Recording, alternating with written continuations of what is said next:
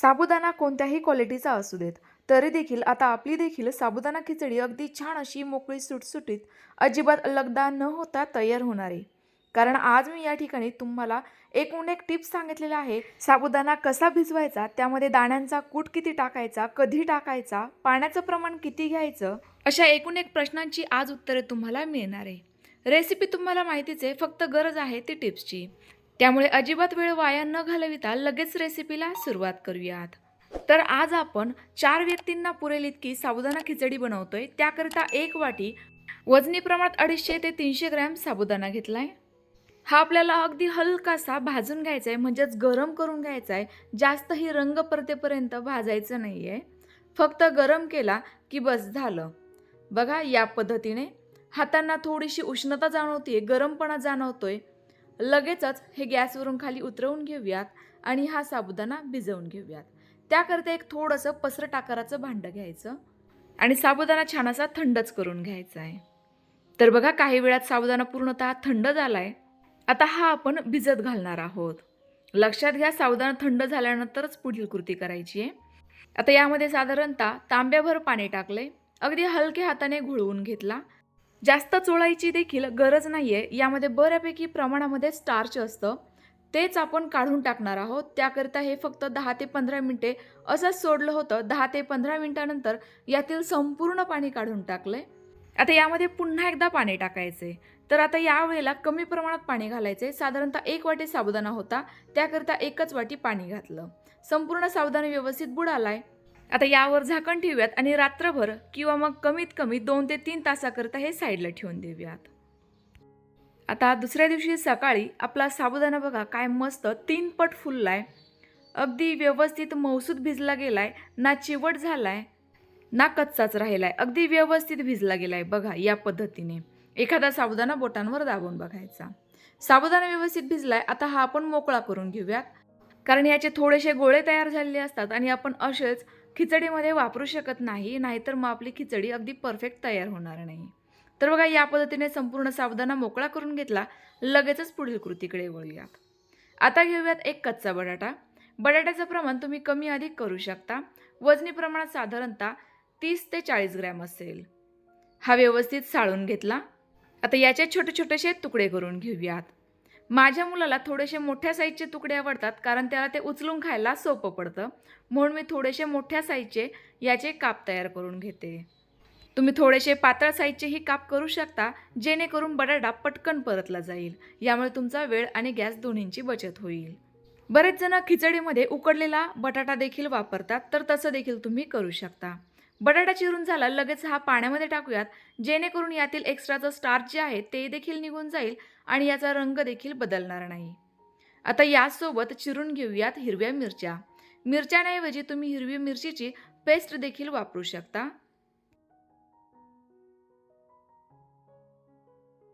तर बघा या देखील व्यवस्थित अशा छोट्या छोट्या आकारांमध्ये कट करून घेतल्यात. आता खिचडी बनवायला घेऊयात.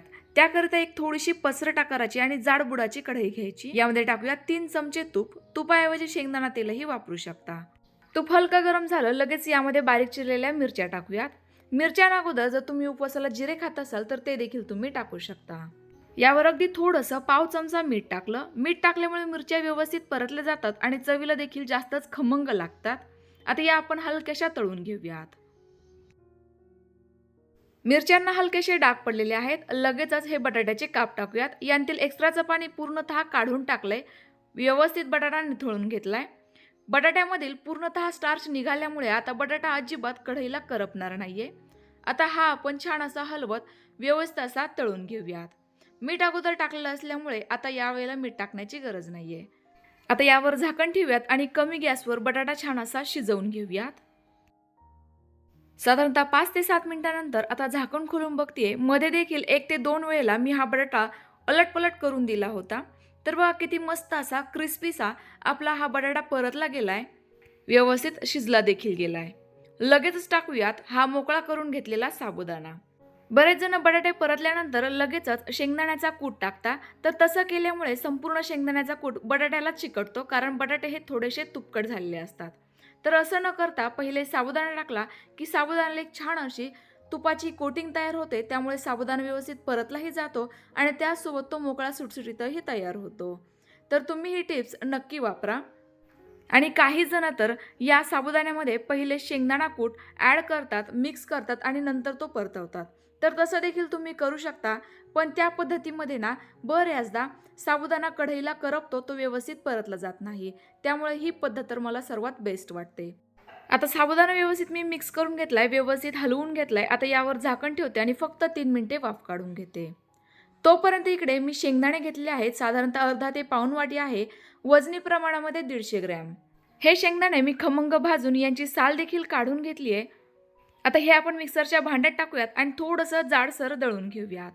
शेंगदाणे खमंग भाजून घेतलेले असल्यामुळे हा खमंग असा शेंगदाण्याचा कूट तयार होतो, जो खिचडीमध्ये खूपच टेस्टी लागतो. तर बघा, एवढ्या वेळामध्ये साबुदाणा देखील अगदी व्यवस्थित परतला गेलाय. यावर हलकीशी तुपाची कोटिंग तयार झाल्यासारखी दिसत असेल. साबुदाणा सुद्धा थोडासा ट्रान्सपरंट झालाय, व्यवस्थित शिजला गेलाय किंवा परतला गेलाय. आता लगेचच यामध्ये टाकूयात शेंगदाण्यांचा कूट. तर बघा, या पद्धतीने ना जास्तच जाडसर ना जास्तच एकदम बारीक असा मध्यम स्वरूपाचा मी हा कूट तयार करून घेतलाय. आता चवीनुसार मीठही टाकूयात आणि आता संपूर्ण साहित्य व्यवस्थित असं मिक्स करून घेऊयात. तर बघा, या ठिकाणी मी तुम्हाला वजनी आणि वाटीचं दोनही प्रमाण सांगितलेलं आहे. त्याचसोबत इतकी खिचडी किती लोकांना पुरेल हे देखील सांगितलंय. त्यानुसार तुम्हाला जर जास्त प्रमाणामध्ये खिचडी बनवायची असेल तर तसं तुम्ही प्रमाण कमी अधिक घेऊ शकता. तर पुन्हा एकदा कमी गॅसवर 2 ते 3 मिनिटाकरिता साबुदाणा खिचडी परतवून घेतली. आता सर्वात शेवटी 1 चमचा साखर आणि अर्ध्या लिंबाचा रस टाकायचा आहे. पुन्हा एकदा संपूर्ण साहित्य व्यवस्थित मिक्स करून घ्यायचे.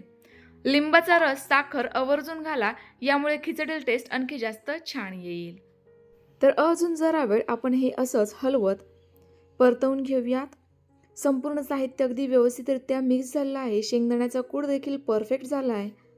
मस्त मोकळी सुटसुटीत, कढईला देखील अजिबात न करपता न चिकटता आपली साबुदाणा खिचडी या ठिकाणी तयार झाली आहे. लगेचच गॅस बंद करूयात आणि गरमागरम सर्व करूयात. या खिचडीसोबत दही, शेंगदाण्याची आमटी किंवा मग फोडणीचं ताकही बनवू शकता. यांची रेसिपी मी अगोदरच चॅनलवर अपलोड केली आहे. तुम्ही जर खाद्यप्रेमी चॅनलवर गेलात तर त्या ठिकाणी तुम्हाला सेपरेट उपवासाच्या पदार्थांची प्लेलिस्ट दिसेल. तिथे तुम्हाला हे संपूर्ण पदार्थ बघायला मिळतील. आणि बऱ्याच जणांच्या कमेंट्स असतात की ताई, तुमच्या रेसिपीज आम्हाला मिळत नाही किंवा लवकर सापडत नाही.